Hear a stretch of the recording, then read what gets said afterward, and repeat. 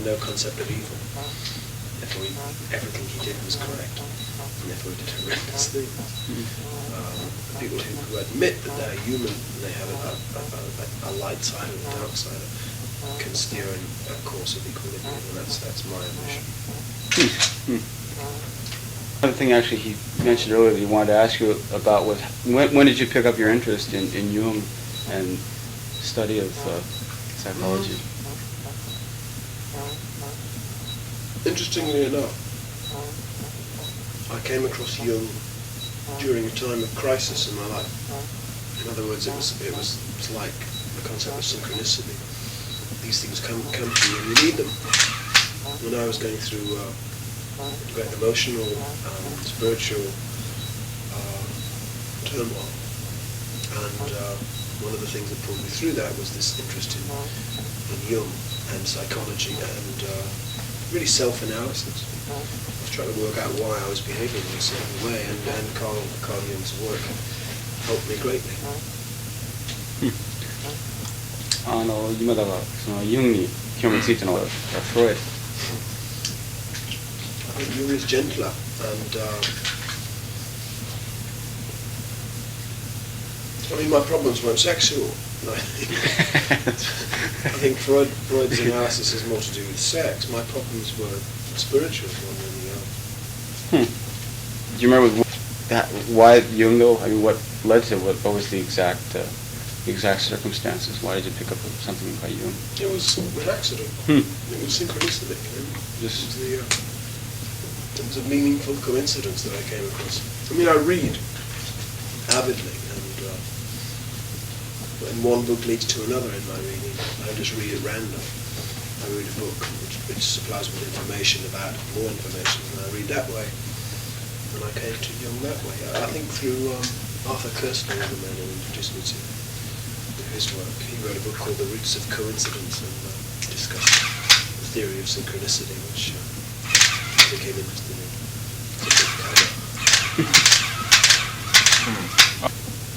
This is going to overlap with what we were just talking about, but you're talking about appearing in films and whatnot, or any sort of visual media as a form of therapy. Why do you need all the therapy? I mean, see, most of you say it's necessary for a pop star maybe, but it's hard for the average man to. Well, I think I'm very privileged in that I'm rewarded and supported in this therapy. I mean, writing songs is a wonderful way of getting things out, expressing things. Making films is a wonderful way of being the bad guy. You can kill people and strangle them. Most people don't have this privilege. Most people have to bottle it up inside. They have no way of expressing their frustration, their anger, and it comes out in much more dangerous ways. You think so? I mean, has that been your experience with just, non-pop stars? Look at the world. I mean, the world is full of people. I mean, terrorism, for example, is an example of people who have energy, who have commitment to anything, rather than be bored. I mean, they're so bored and frustrated. The only way they can express themselves is by bombing innocent people. Now, this is the world just needs therapy, and I'm one of the privileged people who are allowed to have it and rewarded for having it. I think we all need it. I mean, the world's in a terrible state. You can't say that the average man doesn't need it. I can't think of a worse time in the history of the human race. We desperately need therapy.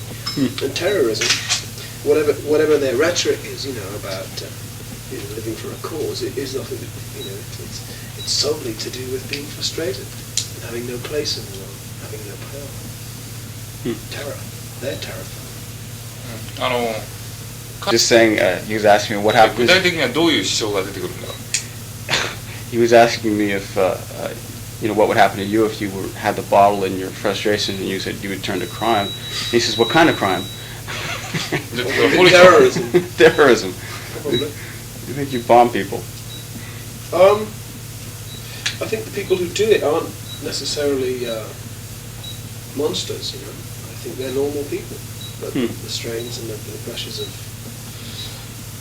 of 20th century life have just been too much for them. And there's a pathology about terrorism.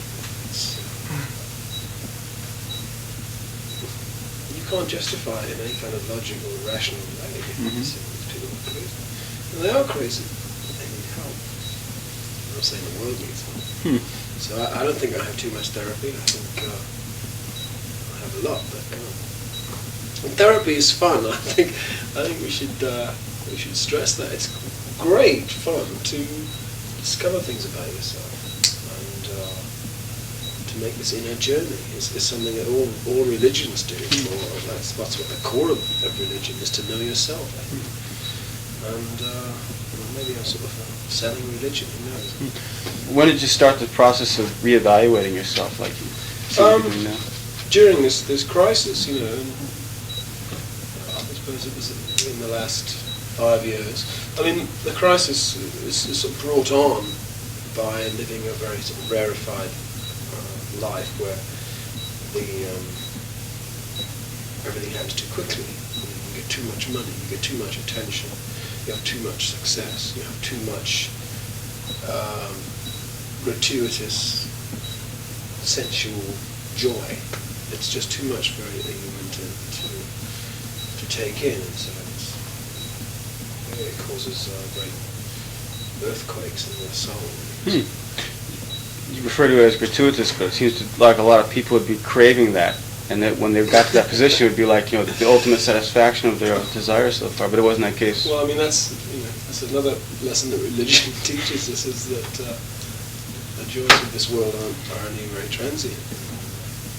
You can have as many drugs, and as many women, and as much money as your mind can grasp, but it won't actually make you happy. What about, say, when you were a teenager?